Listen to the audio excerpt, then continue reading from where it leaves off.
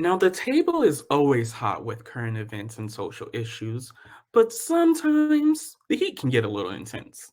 Let's turn the temp down, take a breather, and get into this week's topic cool down. So, Andre, I want to ask you, what makes a good friend, and would you consider yourself a good friend? So I think that what makes a good friend, honestly, is it really is it's depending on what you view friendship as. Like, what do you use it Mhm. as? So I think that there's a level of connectivity that you need to have. Number one, you need to have connection. You need to have some kind of bond that seals y'all together, right? But I also Right. think that what makes a good friend is someone that you can count on, someone that you can who offers something in your life that you don't have for yourself. Whether it's a because I think we talked about a little bit before, but like I do think there's a there's different leveling degrees of friendship. You know, there's the Right. friend that you call for if you just want to have a good time. There's a friend you call for if you want to, just talk about something serious or whatever the case may be. There's the friend that you do. And I think that what seals all those friendships together, what seals it all together is the fact that these people bring something into your life just as you bring something into their life. Now, do I think that I am a good friend? I'd hope so. I'd like to think of myself as one because I think that what I've always said is the best way to be a good friend also is to be the person you want for yourself. Like that Mm, whole statement of treat people, the adage of treat people how you want to be treated. I think of right. it the same way as friendship. So it's like, in order for me to be a good friend, I want to be the friend that I want for myself. I'm Right. performing I'm being the friend that I want for me. So it's like if I'm giving you that, I hope that that's the same for the other person. Does that make sense? Yeah. And I agree. I think that's what makes a good friend, really depends on the person. Like, I would say I am a good friend if you are looking for a low maintenance friend. Not a low Like, I maintenance. am Not low somebody maintenance. who I am somebody who we can go a couple years without talking and then just be like, "Oh, what's up?" Like, "Hey, bitch, like, let's kiki," and just like act like no time has passed. But I'm also somebody that And they are I not lying, by know the way. They are not lying at all. I'm not. People can attest. But I'm also somebody that's, if you really want somebody that's just like all over you as a friend, I'm not a good friend for you. Like, just being frank. Yeah. Like, I have boundaries, I have my capacity, and I know my capacity. And it's like, if you want a friend that you're going to text and FaceTime every day, I can tell you right now that is That's not. not going to happen. Like, you may get a text from me, a reply in 3 to 5 business days as I see fit. Because I am somebody that really values my alone time, and Exactly.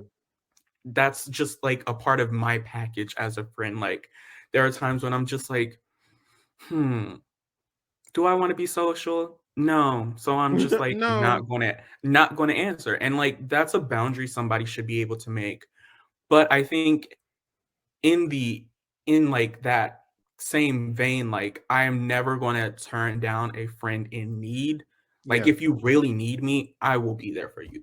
Yeah. I will, like, if you are going through something, I will be on the phone with you every single day, Yeah. making sure that you are good, making sure that you're, checking in with you. Like, I will be that friend to text and check in like all the time. But I also know that, like, after a certain amount, then I need to be like, all right, I need to preserve my own energy, protect my capacity. But it really just depends on like what you want in a friendship. Yeah, I fully agree. I think that that's why I go back to that whole different leveling degrees of friendship. Like I had to learn this lesson the hard way before. But like you have to understand the kind of person your friend is and what you all bring to each other, right? So Right. my best friend, my big brother is what I call him. Um, he's very much so kind of in the same vein with Daquon. Like he's not very into talking every day. He's not, I'm gonna call you every day, I'm gonna see what's going on, I'm not gonna text you every day. That's not the kind of bitch I am. That's not who I Right. am.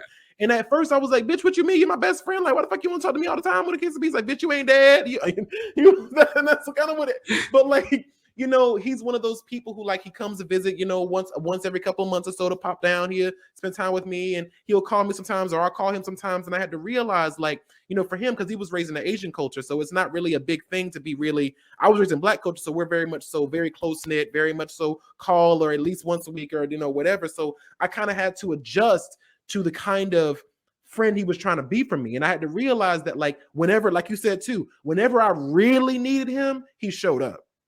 Whenever I really needed someone to be there for me, it was no doubt about it. He was coming. And so, like, I had to kind of understand, like, okay, this is my kind of friend. This is the kind of friend that he is. And either I'm going to, and I think that also we have to also recognize the fact that just because someone is a good friend doesn't necessarily mean they might be a good friend for you. You might also have to understand that some people, connectivity wise or just connection wise, the way that they love you is not right for you. And so it's okay to be like, listen, I love and care about you, but we can't be friends because what I bring and what you bring is not matching up. I can't. And I think that's a really big thing that we don't know about in society a lot of times, is that it's not don't settle for anything less than what you need, but also recognize what people are offering. And you have to decide for yourself. You can never teach someone how to love you, but you can learn whether or not you can accept the way that they love you, if that makes any sense. Does that make sense? Yeah.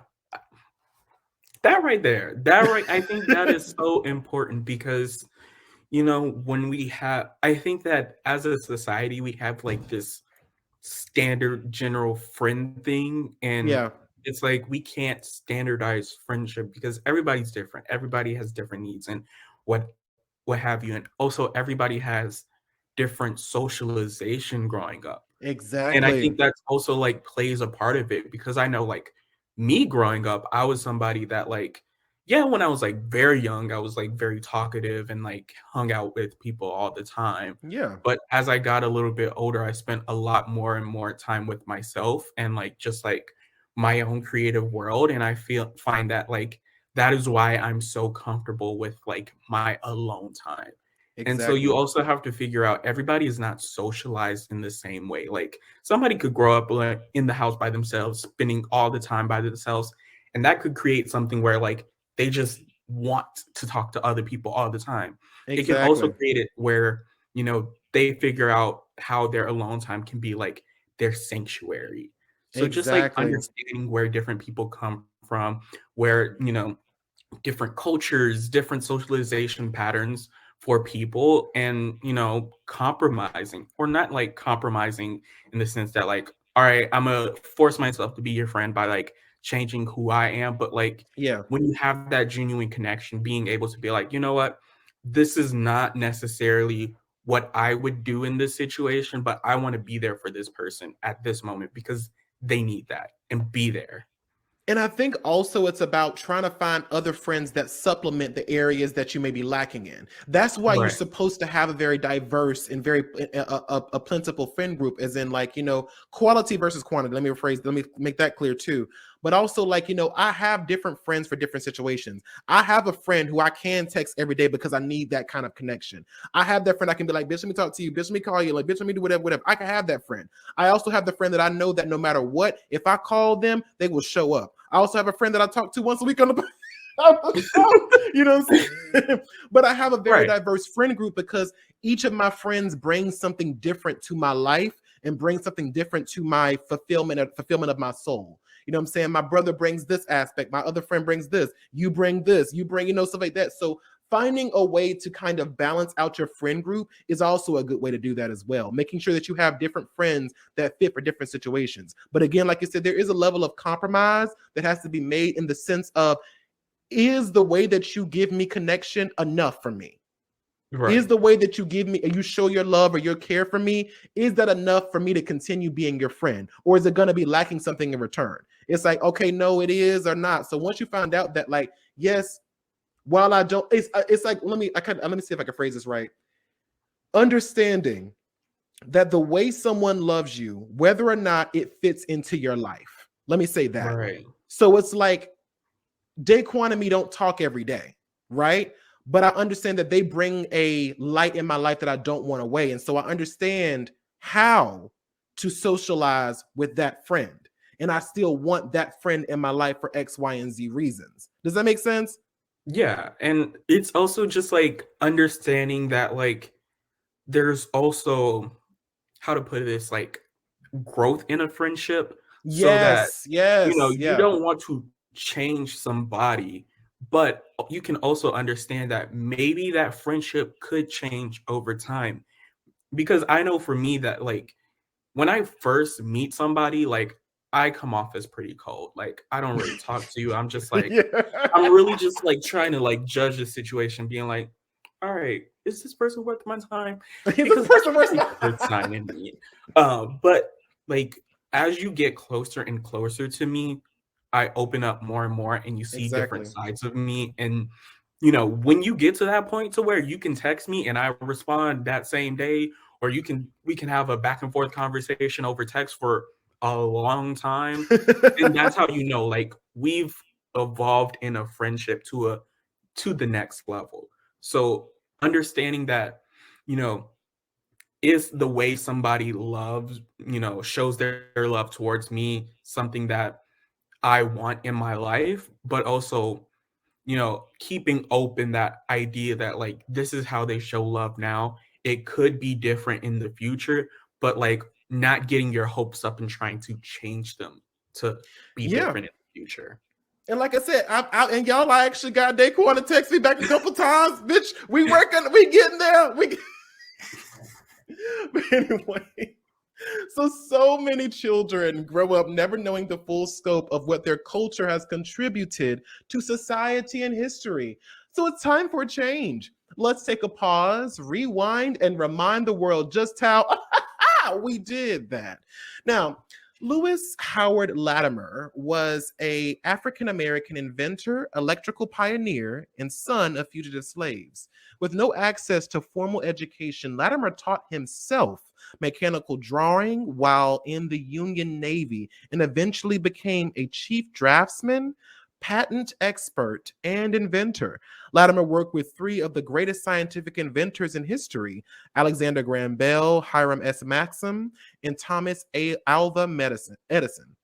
Now, he played a critical role in the development of the telephone and invented the carbon filament, a significant improvement in the production of the incandescent light bulb.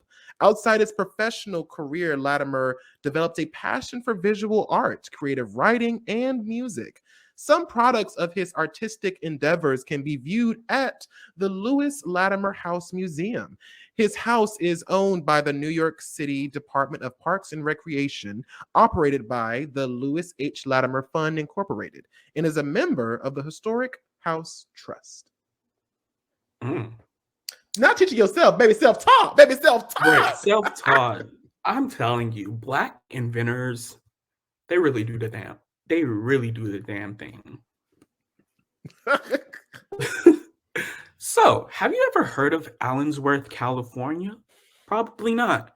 It was the first and only all-Black Californian township founded, financed, and governed by Black people.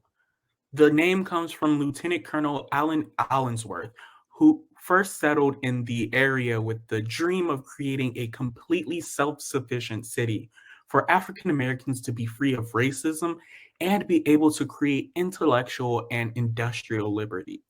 Allensworth, who was born into slavery, wore many hats throughout his life. He was a medical aide for the Union Army during the Civil War, a steward in the U.S. Navy, a teacher, a preacher, a restaurateur, Kentucky's only Black delegate to the Republican National Conventions in 1980 and 84. And while serving in the U.S. Army, he wrote the Army's Standard Manual on the Education of Enlisted Personnel. After retiring from the Army, he founded Allensworth, California, which at its peak had California's first Black school district, numerous Black social organizations, Black businesses, Black elected officials, and in Allensworth's eyes, the potential to be the Tuskegee of the West.